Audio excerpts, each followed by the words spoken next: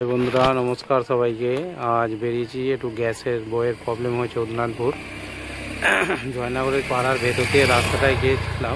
জয়নগর পাড়ার ভেতর দিয়ে রাস্তাটা ঢুকেছিলাম। উদনানপুর ঢোকার আগে একটা মন্দির দেখতে এলাম, ভাবলাম ডাইরেক্ট একটু ভিডিও করি, সেই ভিডিওটাই করছি। মন্দিরটা কত সুন্দর মন্দির, নেই কিসের মন্দির ঠিক জানা নেই, যা একটু ভিডিওটা করে নিয়ে।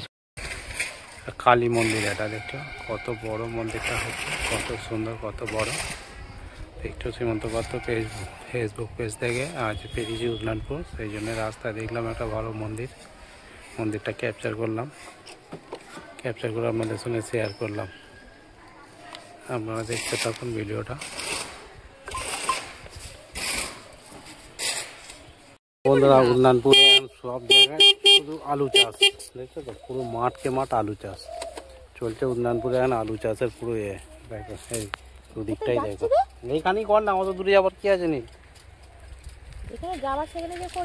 সব মাঠে এখন আলু চলছে। এখন ধান উঠে গেছে, আলু সব চালু।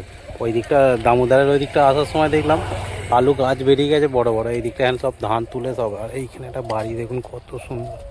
আজ এসছি গ্যাসের অফিসে, যাবার পথে একটু দাঁড়ালাম, নীল হিস করছে, এই দেখো নীল হিস করছে। আর বাড়িটা দেখো বন্ধুরা, দেশে কে বলছে লোকের কাছে পয়সা নেই? অগাধ পয়সা, তার কাছে আছে তো আছে। এই যে মাঠে সব আলু চলছে এখন। ভিডিওটা দেখতে থাকো, সাথে থাকো।